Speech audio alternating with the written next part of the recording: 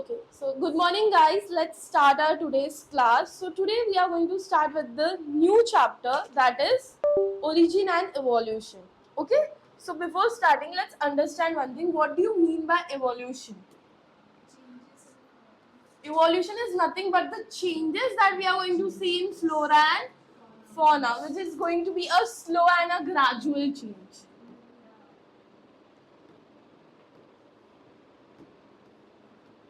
ठीक है, एनसीईआरटी के फर्स्ट पेज में यही सब दिया है कि what is evolution and all that, so will discuss that first. Now what is evolutionary biology?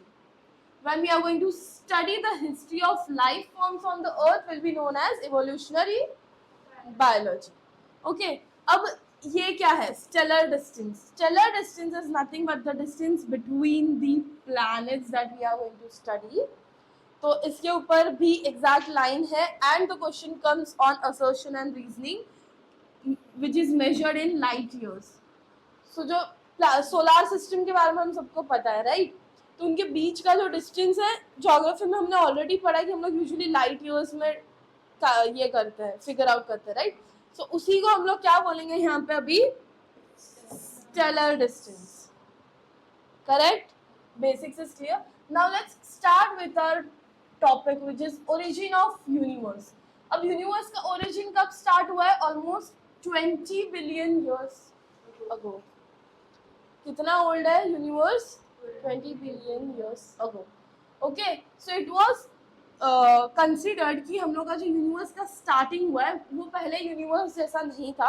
It was just the cluster of galaxies.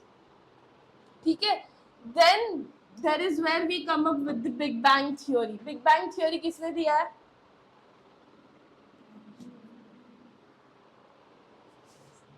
Big Bang theory किसने दिया है? एक ही जने ने डिस्कस किया था हमने ये. Who gave you Big Bang theory?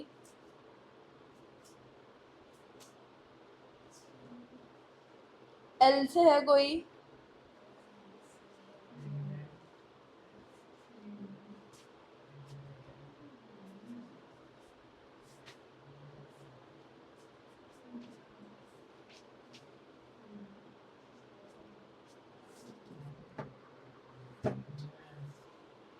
याद आ रहा है कि नहीं आ रहा है यार?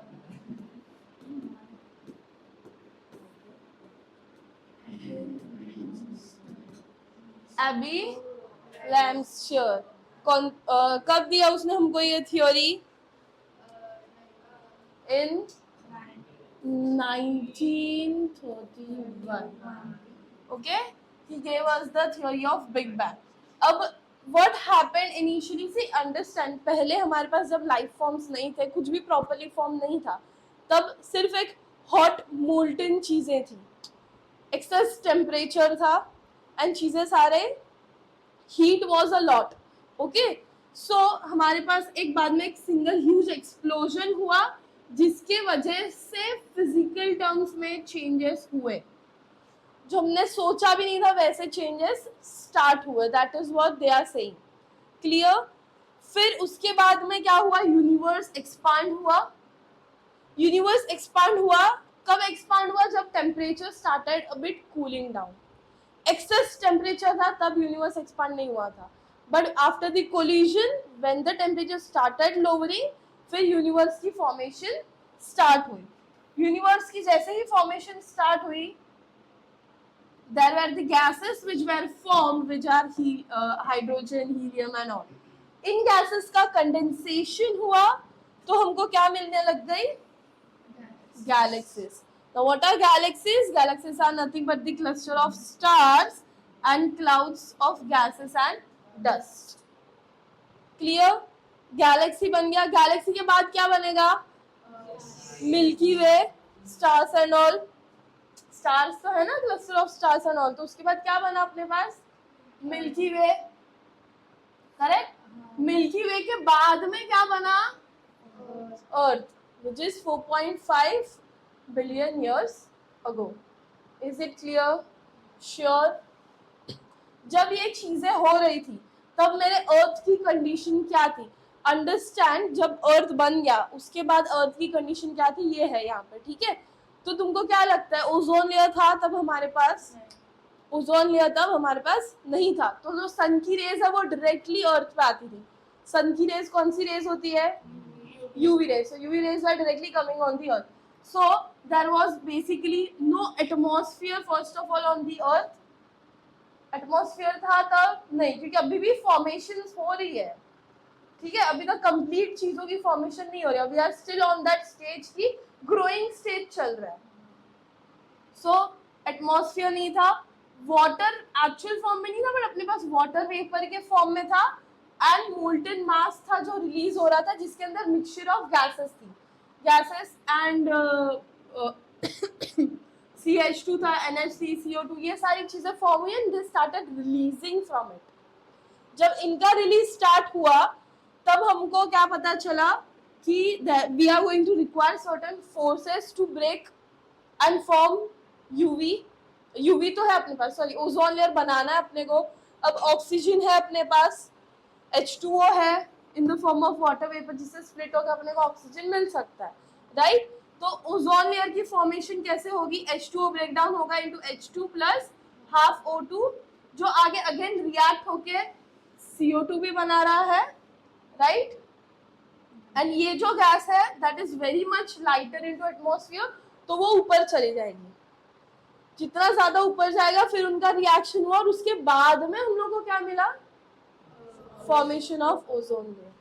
सो ओजोन लेयर के लिए अपना फॉर्मूला क्या बनता है, O3 है, राइट। तो बहुत सारी ये जो लाइटर गैसेस है वो ऊपर गई एटमॉस्फेयर में, then they came together and form your ozone layer.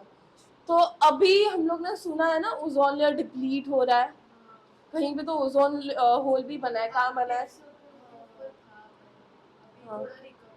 कैसे रिकवर हो रहा है, लॉकडाउन के टाइम पे कार्बन इमिशंस कम हो गए, एग्जैक्ट, मतलब दैट मीन्स कि nature can heal itself, right. Ozone मतलब इससे हमको समझ है कि ओजोन लेयर भी रिफॉर्म हो रही है, जो कि नेचर अपने आप कर रहा है, दैट मीन्स वो बनी भी अपने आप है। तो हाँ,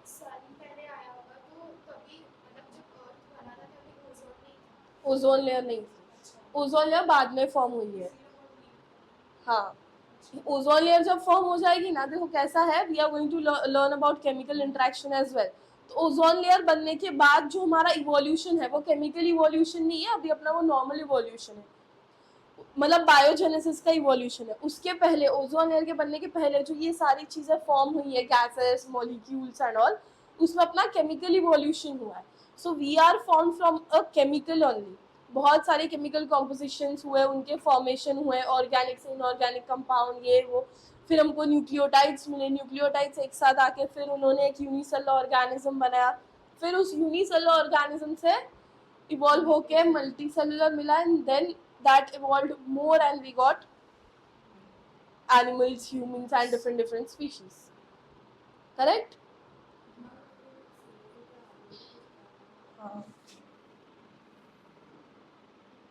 CO2, H2O, nitrogen gas, oxide, मतलब सारे टाइप की गैसेस है बेसिकली वहाँ पे, ठीक है। अब जैसे जैसे अर्थ कूल डाउन होता गया, क्या होने लग गया, as the earth cool down your H2O का vapors started getting condensed और in the form of rain convert हो गए, राइट। जिसकी वजह से जो हमारे एक्सेस हीट की वजह से जो अर्थ पे खड्डे वगैरह थे वो बारिश के पानी से भरने लग गए, right. And oceans were form hot water with chemicals, obviously heat अभी भी ज्यादा है, इसके लिए वो जो ओशंस बना है उसमें अभी भी केमिकल्स है, प्लस वो हॉट है, क्योंकि अभी तक अपने पास ओजोन लेयर का फॉर्मेशन नहीं हुआ है। तो ये जो गैलेक्सी बनी है और अपना जो ये जो थियोरी है क्लस्टर हुआ है ये, तो उसके लिए हम लोग ने एक नेब्यूलर हाइपोथेसिस करके देखा था, राइट। क्या है अपने पास,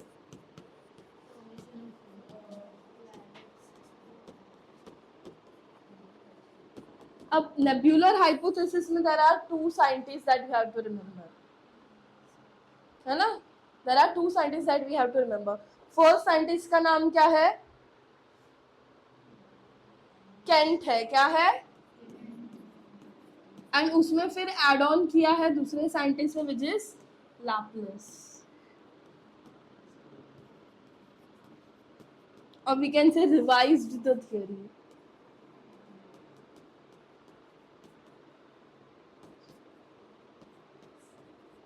ठीक है, किसने रिवाइज किया है? लैप्लेस. और केंट ने अपने को क्या दिया है? Actual nebular theory. तो यहाँ पे नेब्यूला मतलब क्या है? जो हम लोग ने क्लस्टर की बात की, that is nothing but your nebula. Am I clear? तो केंट ने कब दिया था हम लोग को ये हाइपोथेसिस? वेरी अर्ली इन 1755 एंड 1796 में इसने इस थियरी को क्या किया है? रिवाइज किया है. Is it clear? श्योर? तो अभी तक हम लोग ने क्या देखा? हम लोग ने सबसे पहले क्या देखा? ओरिजिन ऑफ यूनिवर्स, जिसमें हम लोग ने बिग बैंग थ्योरी देखा. And second was nebular hypothesis which is nothing but the origin of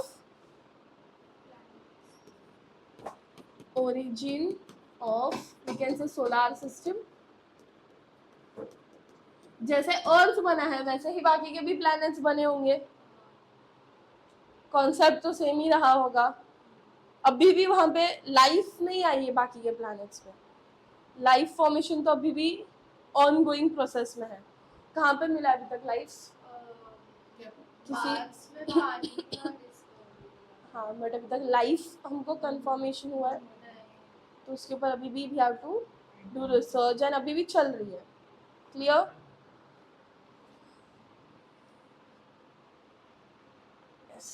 Now we know that your life appeared how many years ago? Million years ago, which is nothing but your 4 billion years ago. ठीक है. Later after Earth formation, अर्थ form होने के काफी time बाद life I है, तुरंत life नहीं आई है. एग्जैक्ट यही वर्ड्स है एनसीईआरटी में. Clear? Then the first non cellular life was formed in how many years ago? 3 billion years ago.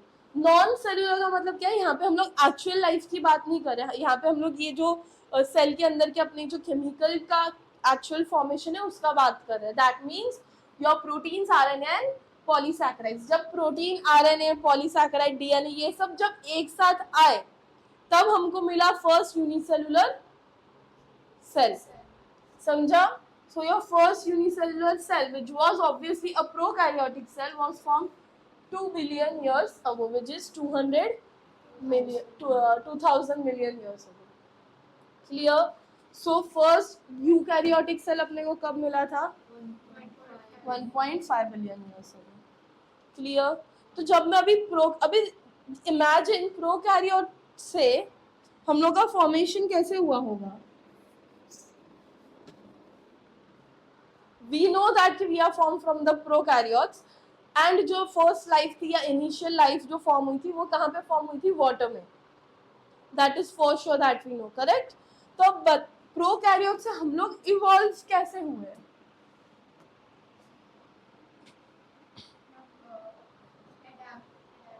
Adaptation से, या हमारी food type basically it was based on nutrition.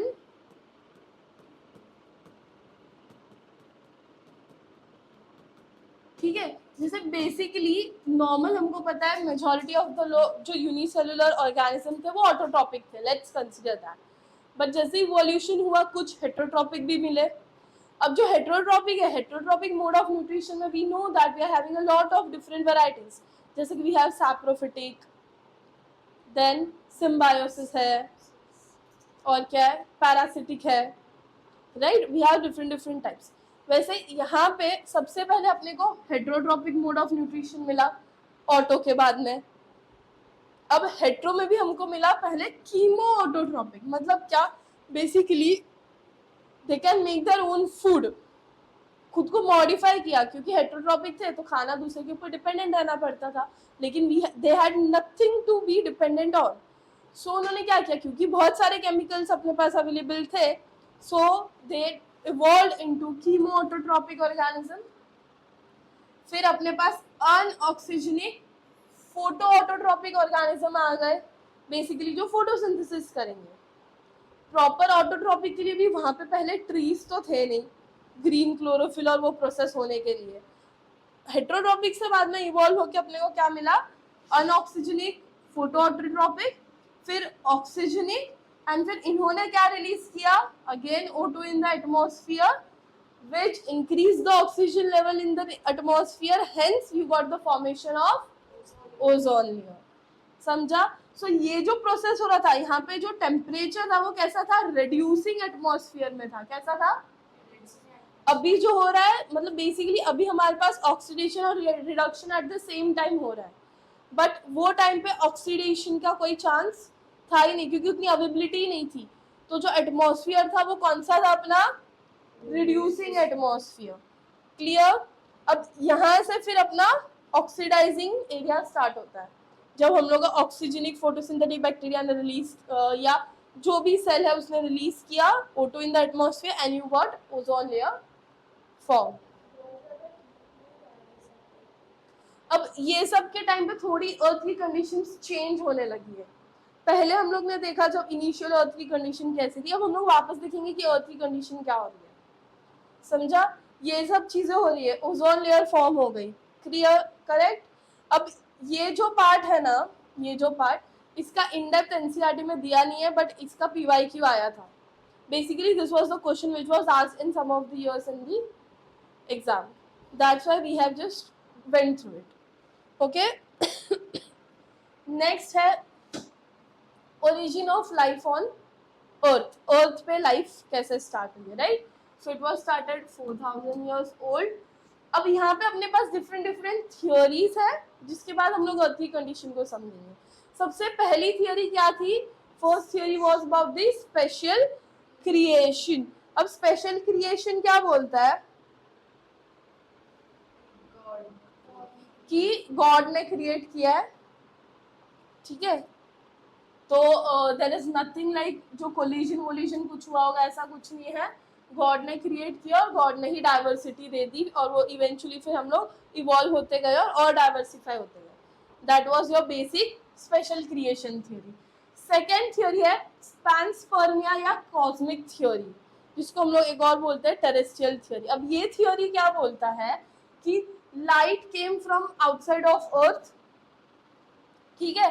तो उसके लाइट के एब्जॉर्प्शन से स्मॉल लाइफ स्पोर्स फॉर्म हुए। Clear?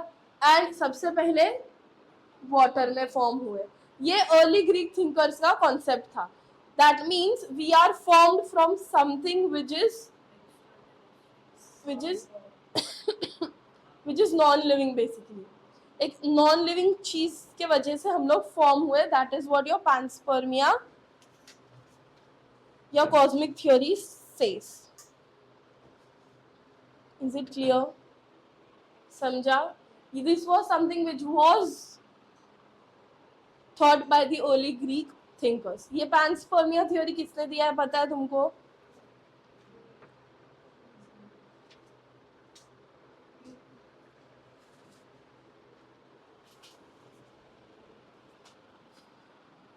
ये theory दी है रिचर ने। किसने दी है? And supported by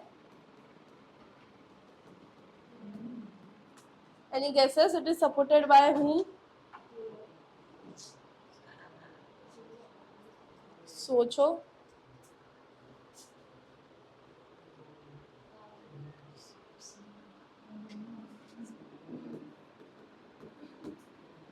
Arrhenius in 1998। Okay, हाँ ग्रीक है।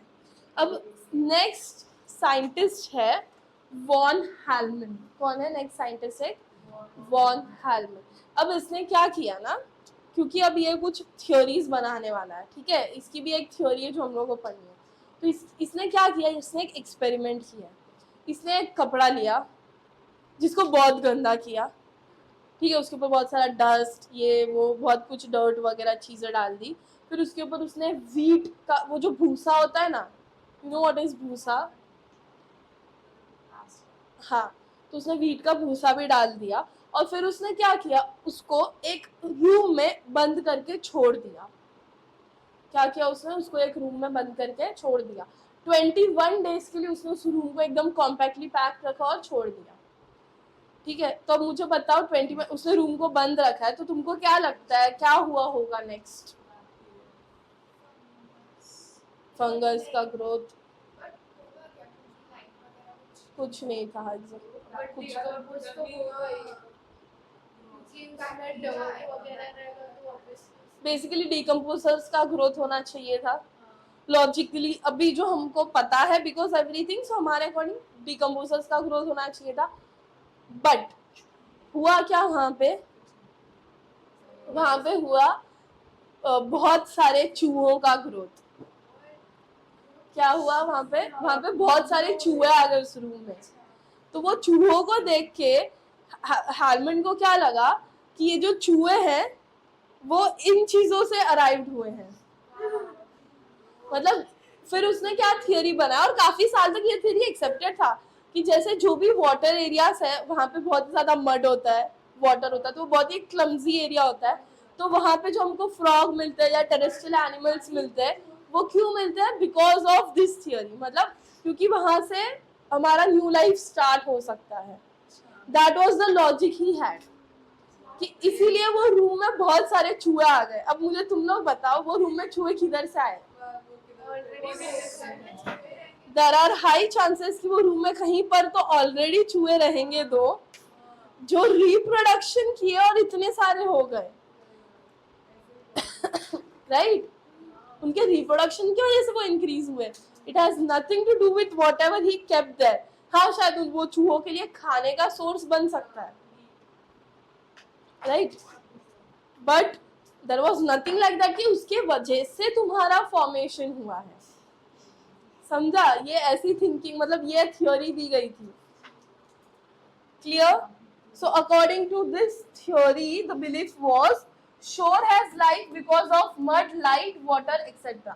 मतलब वाटरी एरियाज में लाइफ इसलिए है because of again non living things के वजह से लिविंग थिंग्स है। ठीक है, तो इस थ्योरी का नाम क्या होगा?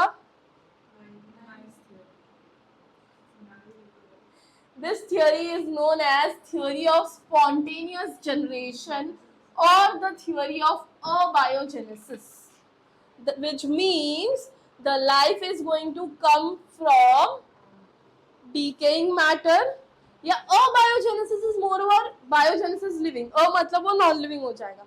तो ये भी बोला कि life comes from non living matter. ऐसा सोच रहे थे अर्ली, मतलब यही काफी समय तक यही बिलीफ था। अब मुझे बताओ तुम लोग, ये कौन सा साइंटिस्ट ने ये दिया होगा हमको थ्योरी ऑफ स्पॉन्टेनियस?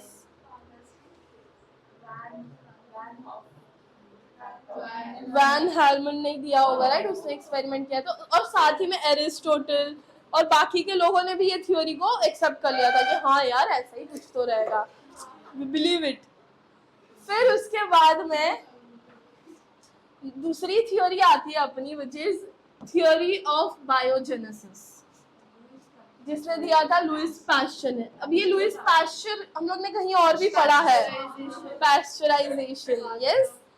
अब ये इसी एक्सपेरिमेंट में उसने पास्चराइजेशन का भी डिस्कवरी किया था, अगर तुम सोचोगे तो, या फिर when we will understand.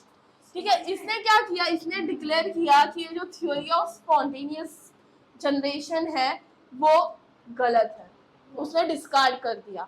So exact line है, he discarded the theory of spontaneous generation once and for all. Cancel ही कर दिया उसने।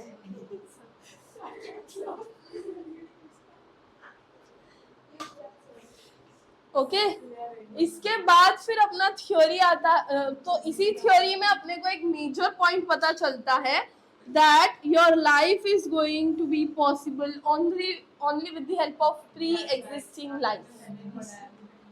omnicellular सेल थ्योरी में हमने जो पढ़ा था, राइट। तो अब इसने क्या किया? इसने एक एक्सपेरिमेंट किया था जो कि है स्वान नेक एक्सपेरिमेंट। क्या एक्सपेरिमेंट किया इसने? स्वान नेक एक्सपेरिमेंट। स्वान का मतलब क्या होता है? मैं बता रही हूँ ना। क्या किया उसने? Swan neck so what is swan experiment, मैं बताती हूँ तुमको, ठीक है। उसने लिया है, स्वॉन का नेक ऐसे ऐसा होता है ना, लेट्स कंसीडर, ठीक है। और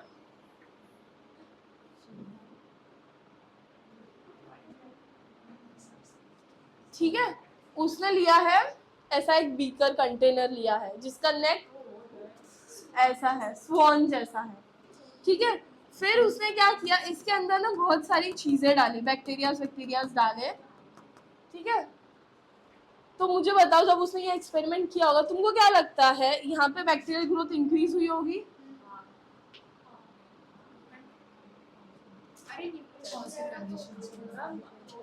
बेसिक कंडीशंस दिए हमने उसको। हाँ, न्यूट्रिशन दिया है ना।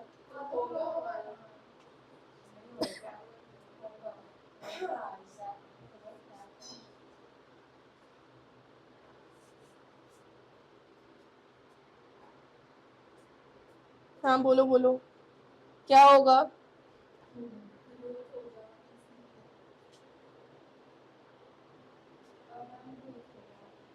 ग्रोथ होगा,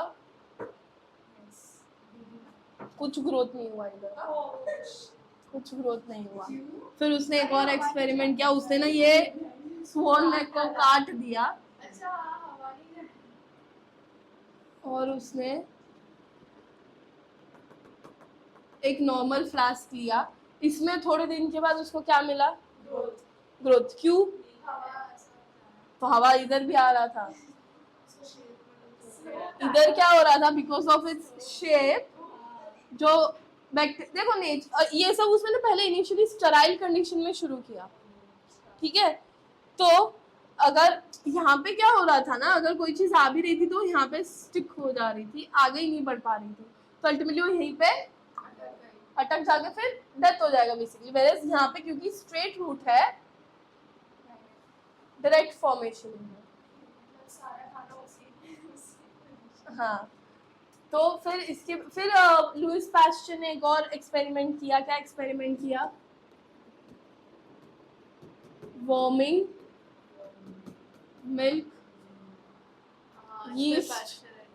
इसलिए फिर उसने क्या किया, मिल्क लिया, मिल्क में उसने यीस्ट डाल दिया। वाह,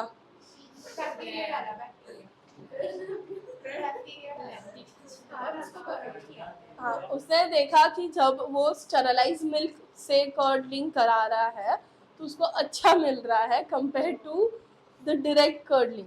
अभी जो हम लोग को पैकेट प्रोडक्ट्स मिलते हैं ना, मतलब पैकेट मिल्क होता है, एक्चुअली में उसको हमको हीट करना ही नहीं होता क्योंकि वो ऑलरेडी पैस्चराइज है, there is no need to heat it. But क्योंकि कल्चर हो गया है, एक्चुअली में कल्चर ऐसा था, पहले क्या होता था, हम लोग ना डायरेक्टली काउ से मिल्क लेते थे घर पे, सबके घरों पे काउ होती थी तो घर का ही दूध यूज करते थे, राइट।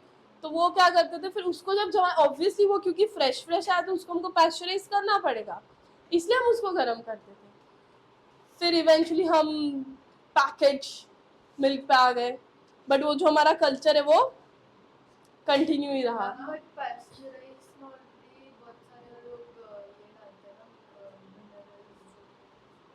तो न्यूट्रिशनल वैल्यू ज्यादा रहता है, बट जैसे इसको गरम करते हैं तो सब मर जाता है, विटामिन बी ज्यादा होता है क्योंकि वो ऑलरेडी पैस्चराइज है। सी मिल्क को हम लोग जब एक्चुअली पैस्चराइजेशन का मतलब क्या होता है, you are going to heat it below its boiling point.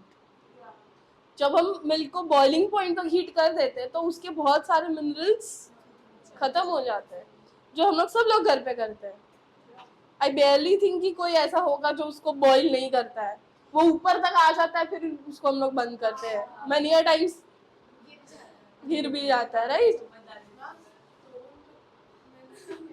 Tone milk और स्किम्ड मिल्क और टोन मिल्क, उसमें से वो लोग फैट्स निकाल देते हैं। फिर लैक्टोज फ्री मिल्क भी होता है, सोया या आलमंड का मिल्क होता है, जिनको लैक्टोज इंटॉलरेंस होता है। तो पूरी लाइफ ही इंटॉलरेंस पे चल रही है।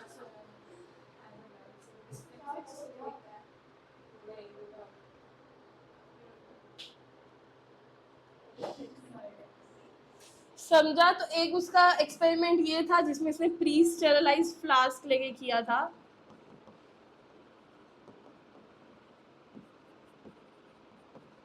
दोनों भी प्री स्टेरलाइज थे, दोनों में यीस्ट उसने डाला था, लेकिन इसमें इसको नो ग्रोथ मिला एंड इसमें इसको ग्रोथ मिला। इजी, इतना याद रखना है, लुईस पास्चर का याद रहेगा श्योर। अरे उसने वो वार्मिंग मिल्क पास्चराइजेशन टेक्निक रे।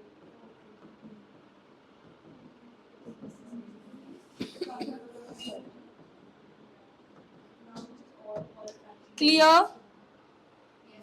फिर थ्योरी ऑफ ओबायोजेनेसिस में ना बेटा और भी दूसरे साइंटिस्ट थे जिन लोग ने अपने को ऐड ऑन किया है। जैसे एक तो लुईस पास्चर का है जो 1859 में हुआ था। इसके साथ दूसरे भी साइंटिस्ट थे जिन्होंने मैगोट्स के ऊपर एक्सपेरिमेंट किया था। What are maggots? कीड़े होते हैं। यस। तो उसने क्या किया? There is a scientist name Francisco Redi. Scientist का नेम क्या है?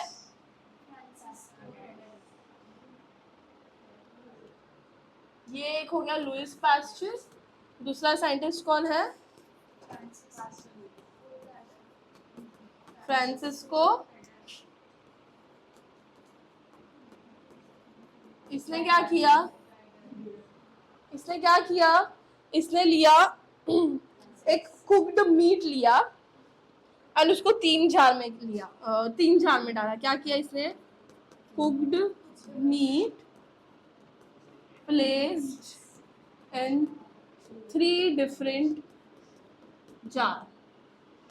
ठीक है, अब तीनों जार में उसने डाल दिया। अब तीनों जार को उसने थोड़ी सी डिफरेंट कंडीशंस दी।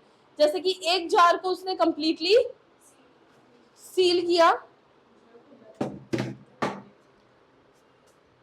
राइट? एक जार को उसने क्या किया? सील किया विथ पैशमेंट पेपर। एक जार को उसने कंप्लीटली ओपन रखा एंड एक जार को उसने मसलिन क्लॉथ से कवर किया। ठीक है, क्या किया? एक है 1 jar is uncovered, second is having parchment paper and third is having muslin cloth, और फिर उसको छोड़ दिया थोड़े दिन के लिए। अब मुझे बताओ कीड़े किसके ऊपर आ जाएंगे? पे आएंगे?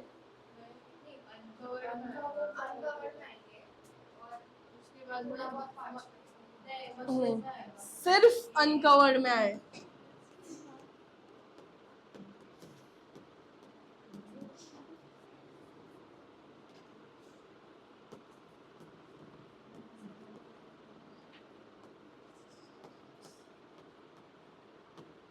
जिससे उसको क्या समझा कि open environment is important for the life to grow और रिक्रिएट।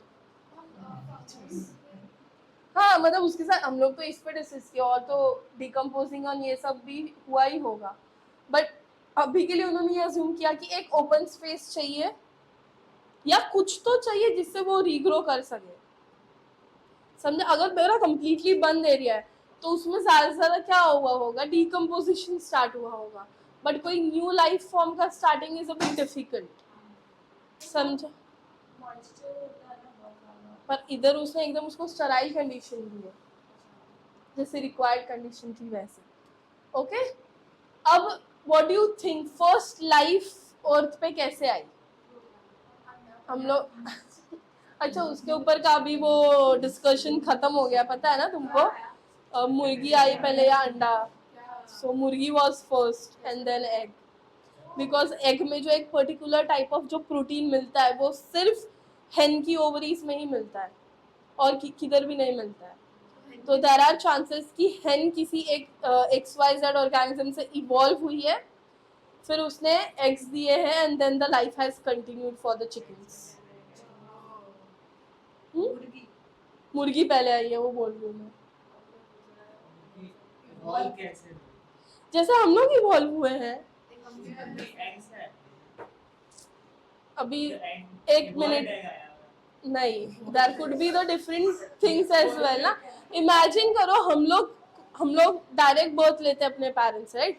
तो हम लोग जो हमारा फर्स्ट ह्यूमन आया होगा वो कहाँ से आया? जरूरी थोड़ी है कि वो वैसे ही आया होगा. इट कुड बी उसके भी पहले. So we there could be the evolution which would have result in the formation of an XYZ species.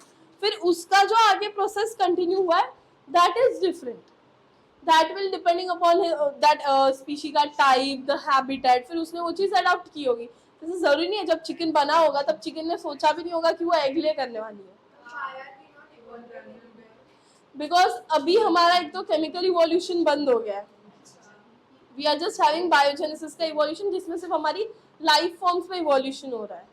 तो अभी हम लोग ऑलरेडी इतने इवॉल्व हो चुके हैं. बट इवेंचुअली और से इवोल्यूशन इज लाइक कि 1000 years लगते हैं एक स्मॉल इवोल्यूशन देखने के लिए अगर नॉर्मली देखें तो it is a long process.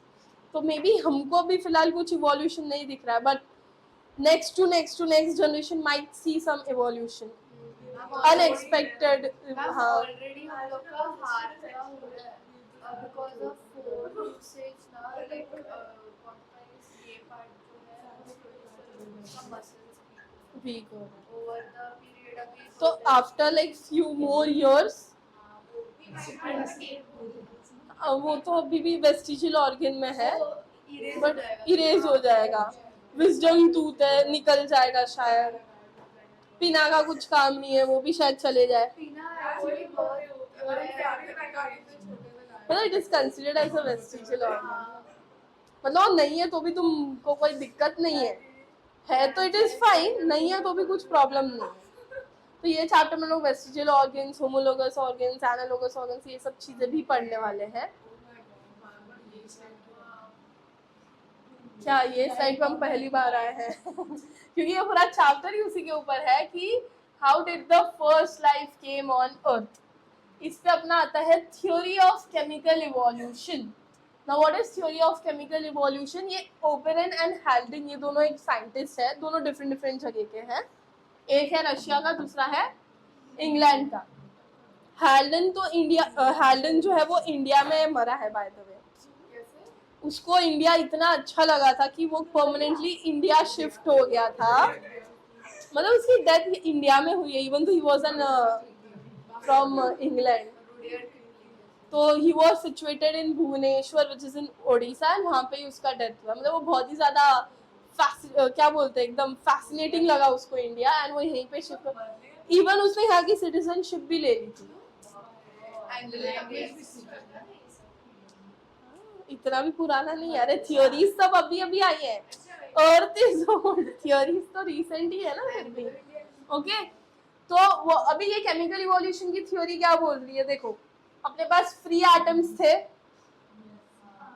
Free atoms के मॉलिक्यूल्स बने, मॉलिक्यूल से इनऑर्गेनिक कंपाउंड्स बने, इनऑर्गेनिक कंपाउंड से सिंपल ऑर्गेनिक कंपाउंड्स बने, सिंपल ऑर्गेनिक कंपाउंड से कॉम्प्लेक्स ऑर्गेनिक कंपाउंड्स बने.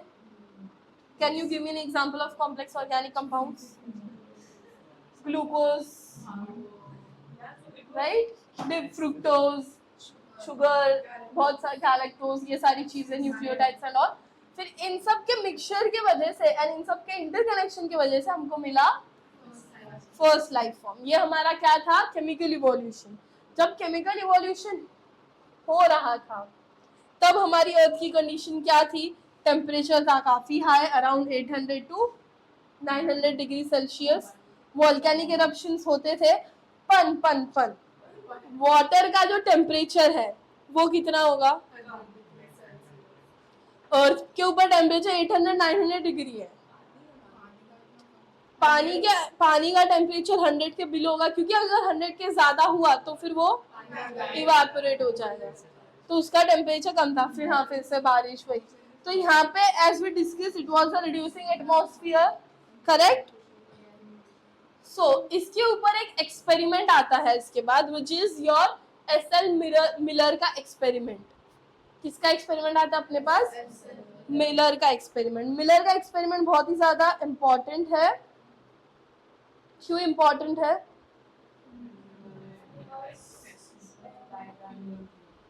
अच्छा ये मुझे बताओ, ये जो केमिकल थ्योरी ऑफ, हाँ ये हमने लिखा ना, किसने दिया है? ओके कौन से ईयर में दिया होगा, कोई गेस करेगा? 1970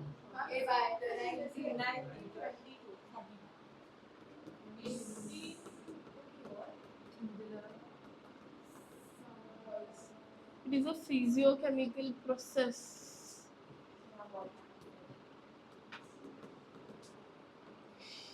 तुम्हारे लिए होमवर्क है, तुम लोग मुझे बताओगे कि ये कौन से ईयर में हुआ था। 1785 क्यों?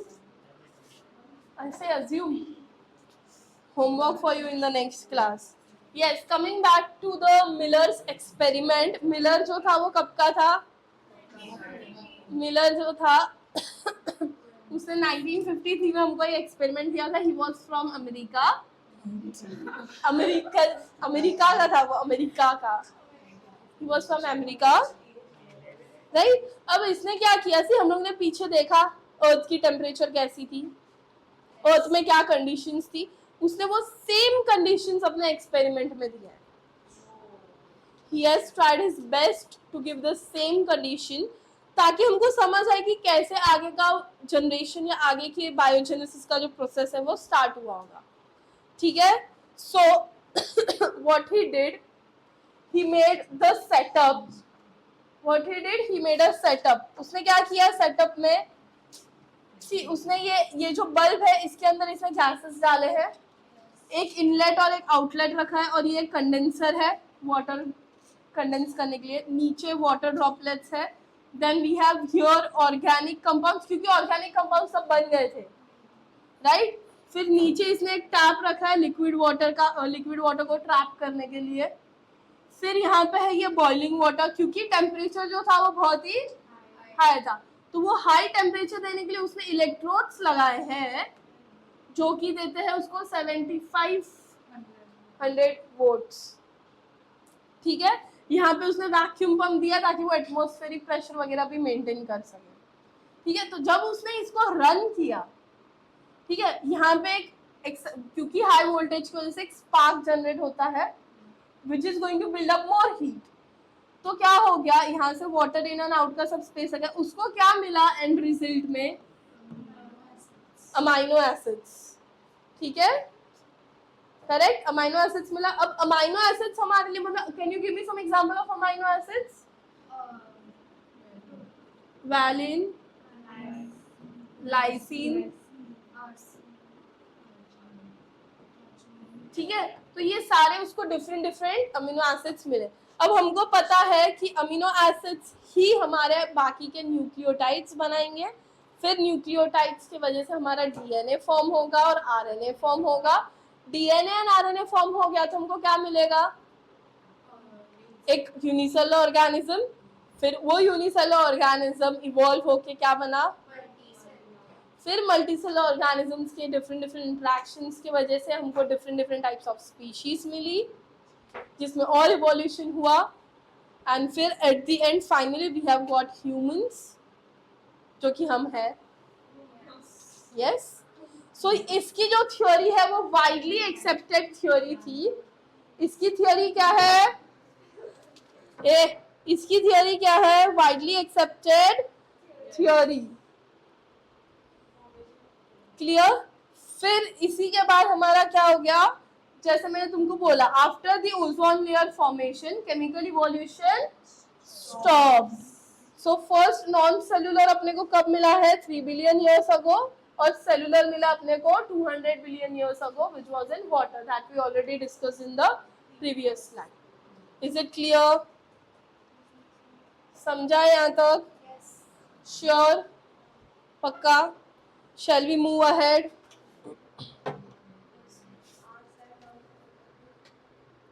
अब हमारा स्टार्ट होता है एवोल्यूशन ऑफ लाइफ फॉर्म्स. इसके बाद क्या स्टार्ट होता है हमारा? Evolution of life forms. ठीक है. What is the next part that we have here? Evolution of life forms. अच्छा, इसके पहले जो भी पढ़ा हमने वो समझ गया तुम लोग को? श्योर? अच्छा. and we have a lot of time. अच्छा ठीक है, एक काम करो, let's finish writing the previous things. Probably in tomorrow's class we will continue with the evolution of life forms. Clear? Sure? Bye.